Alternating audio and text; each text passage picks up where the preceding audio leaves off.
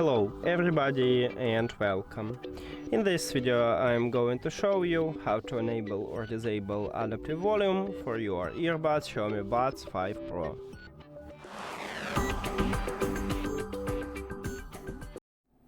You have to start by open XIAOMI Earbuds application, and if you add your earbuds to the application you will see the same menu. Right here you need to scroll down and go to audio effects. At the last line we have adaptive volume, so to enable it you need to tap one time on it if this slider near to it have empty background. To disable it, the same process, you need to press one time on it, but if the slider have colorful background. And that's it. Thank you for watching this video. If you found it helpful, please consider subscribing to the channel and leave the like on the video. See you later!